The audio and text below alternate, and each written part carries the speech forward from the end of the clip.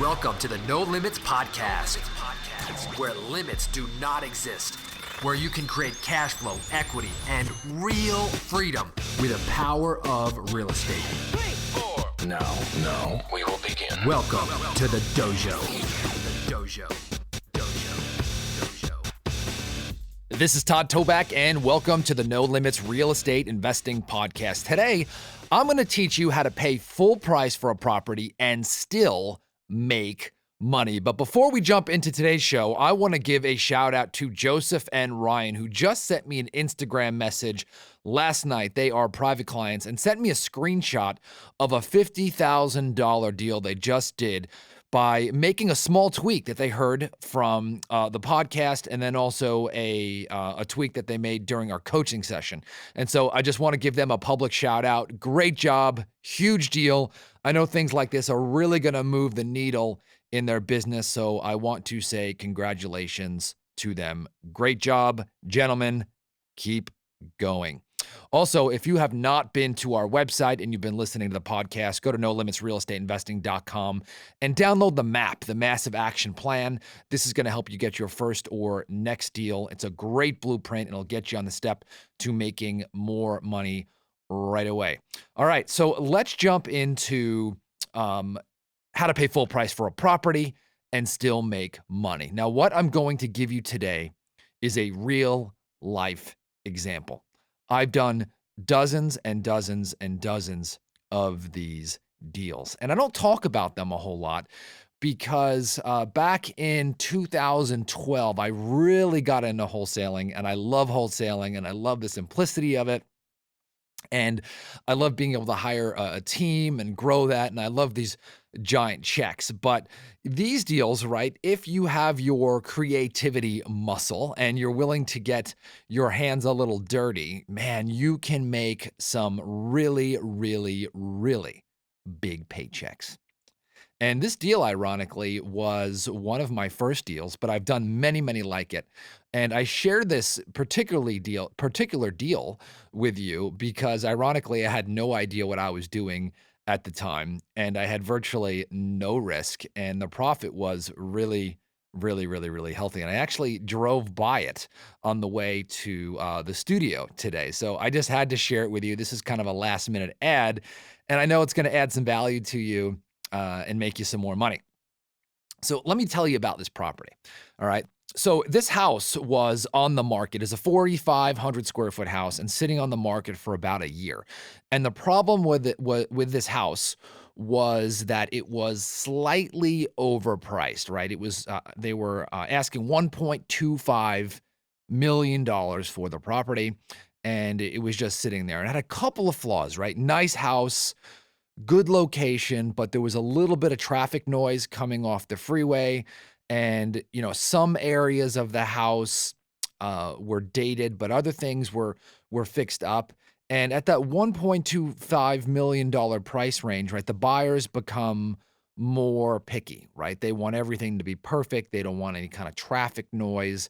You know, they want the landscaping to be perfect. You know, the pool was you know, in a weird spot in front of the house. And so this house just was not moving. And so I saw the house online and I called the seller. I said, you know what, I'm gonna get my hands dirty, right? This thing is just sitting, and I just saw a little bit of neglect, right? In front of the house, the bushes were starting to grow. And I said, you know what? I smell a deal.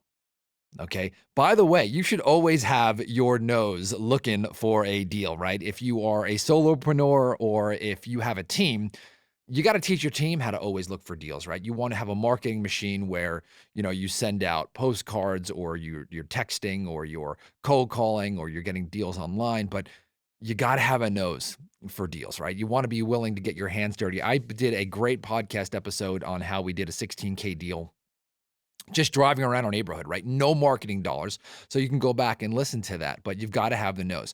So I saw this deal, got the seller on the phone, and I said, hey, what's going on? He goes, well, I've been trying to sell the property and I just, you know, it's not moving, right? And I don't know what to do. And he basically told me that he was motivated. I said, would you be open to a creative solution here? Would you be open to possibly leasing me the property and then me buying it after a couple of years, right? And he said, well, why don't you come meet me in person? And so for me, I didn't live too far from the property. I said, okay, let's meet up. And so seller's name was Scott. I met with Scott, walked around the property, great property, right? Just good location. And, he took me around. We built rapport, something I talk about in the no limit selling system. And you really want to get to that level 3 of rapport because this guy was a builder and he was teaching me what he did, with the property and how he added a new septic tank and did the roof and how he refinished the pool and how he put stainless steel appliances in. And I was asking him about his craft, right? And he was really into custom bookshelves and custom cabinets. And so he started to teach me how he built these things. And so again, we started to build a bond and I was there for a couple hours, but I smelled a deal, right? This guy knew that I was an investor and here to make money and he understood me and I understood him. And this had the makings of a good deal. I also found out he had a mortgage on the property and his payments were somewhere around $3,400 a month and he was bleeding cash. All right. So remember, I saw the outside of the property. The landscaping was starting to hurt, especially on $1 million plus property. Something is going on.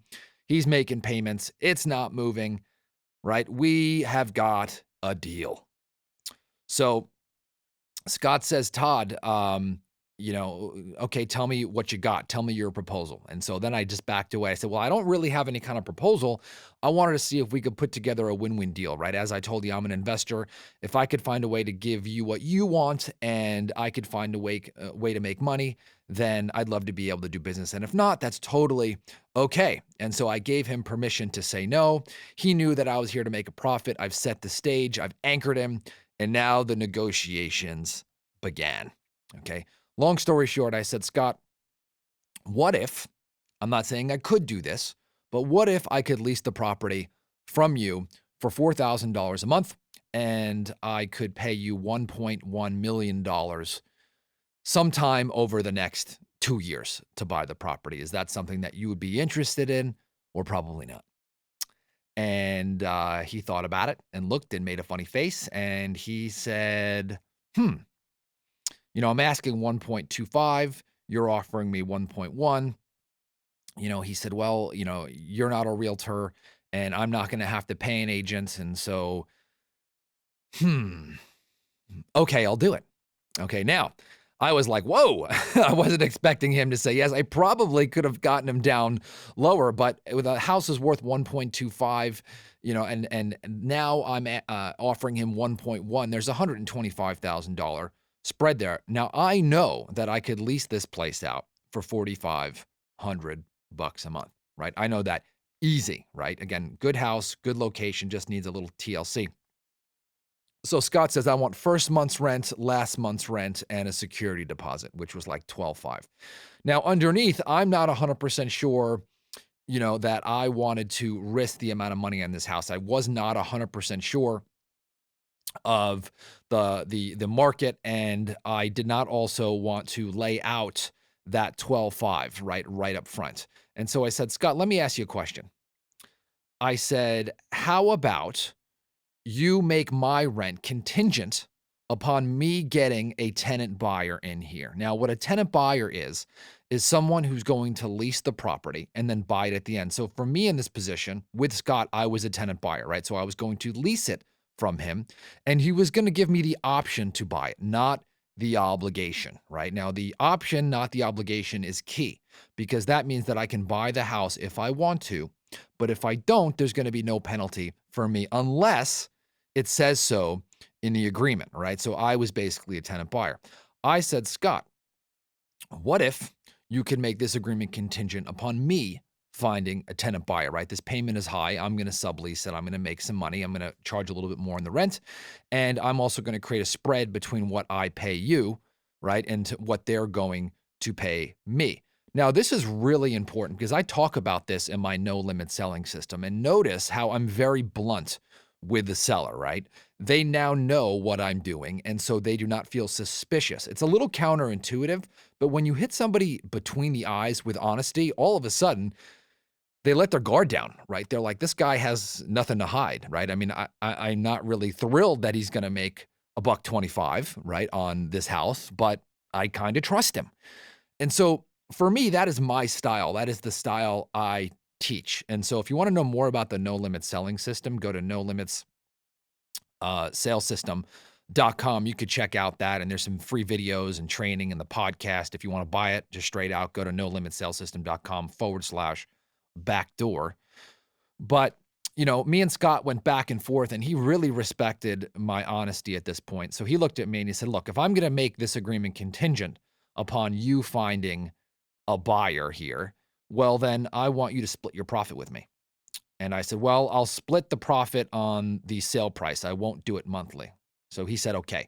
We shook hands. We wrote up the agreement. Now, this is called a lease option. The key is option, right? Now, you're thinking, Todd, how are you going to make money, right? If this house did not sell before at 1.25, why would it sell now? Well, here's why. The magic is in the terms. So Scott was trying to sell the property on the market to a retail buyer at regular price. They were going to have to come to the table and get a loan, and they're going to have to come and put 20% down and qualify for that mortgage. However, there is a whole pool of buyers out there, a giant pool of buyers who cannot qualify for a loan, or they don't want to have to deal with qualifying for a loan. Those are two distinct types of people who are great candidates to be a tenant buyer, right? A lease with an option to buy.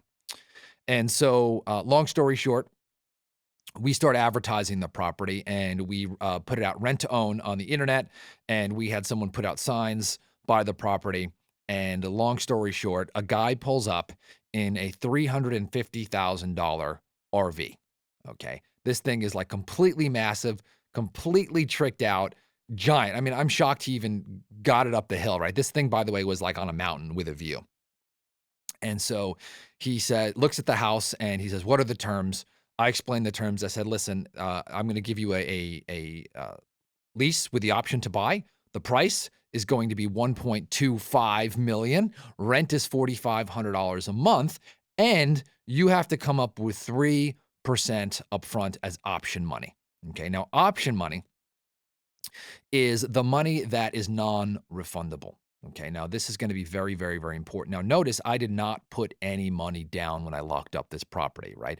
I made our contract binding by putting $100 in there. So maybe that's not completely true, but I locked it up with $100. So now, because I have the contract, I gave Scott $100. This is legally binding. It's signed. I now control this property. But now when I'm arbitraging this agreement, I now have our tenant buyer agree to pay me 3% down. So now I take that 1.25 million, do the math, approximately $36,000 and change. So this guy who pulled up had his wife, and he also had his son living in the property, and they were driving around the country, and they had it, right? They were full-timing, and full-timing is when you live full-time in an RV and you have no house. And I think that they were so tired of living in close quarters, they just said, we're done. And they were motivated. Guy wrote me a $36,000 check on the spot, said, great. I want the house. Price is good. Location is good. Here's the $36,000. I understand the terms. He also gave me the $4,500 first month's rent. Now, here's the beauty of this. By the way, we did a credit check and make sure that this guy did, was not a serial professional tenant, right? Meaning that, they've been evicted before, or they've had a bad rental history. And so he had decent credit, and he probably could have qualified for a loan, but he just wanted out right then and there. Long story short, I made $36,000 up front, right? I did not make that agreement to have to split that with Scott. It was only on the purchase, the actual purchase. So our tenant buyers in the property, I gave Scott his $4,000. I collected my $4,500. I now have my $500 a month. 10 months go by. I'm making $500 a month. Now, remember, my agreement is contingent upon me collecting rent. So every single month, I do not have that risk. I actually make the tenant buyer responsible for the majority of the repairs. Anything over a majority amount, I actually had Scott agree to. So you notice I have little to no liability here. Now, during this time, Scott is actually a mortgage broker, right? And I didn't have to use Scott, but he was a mortgage broker and he was motivated to get paid. He got this guy a loan. Long story short, he got him qualified.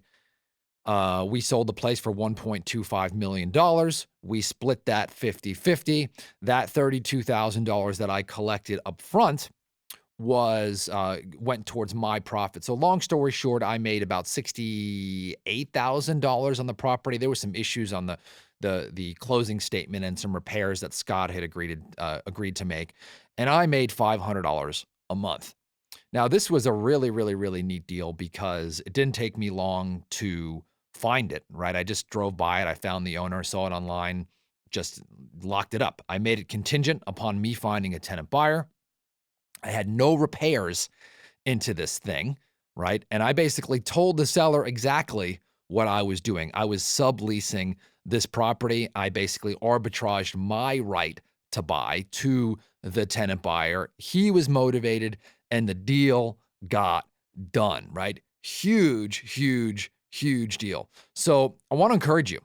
These deals are out there, right? If you're a private client of mine, I can teach you how to do these. By the way, if you are interested in private consulting, private coaching, you can go to nolimitsrealestateinvesting.com/private. You must be doing deals. You must be already successful. And there is a qualification process for that. But going back to that, I want to encourage you that if you've got a wholesaling machine out there, keep it going, right? Get the money coming in every single month. If you want to do big deals, if you want to be a little bit more creative and get outside the box, these deals are there for you. Now, if you've been listening to the podcast, you enjoy today's show, please copy and paste the link from wherever you're consuming the content and share it with somebody who needs to hear it. Anyway, I've been really enjoying your comments and your reviews on iTunes. So thank you for leaving those reviews. And I can't wait to talk to you on the next episode.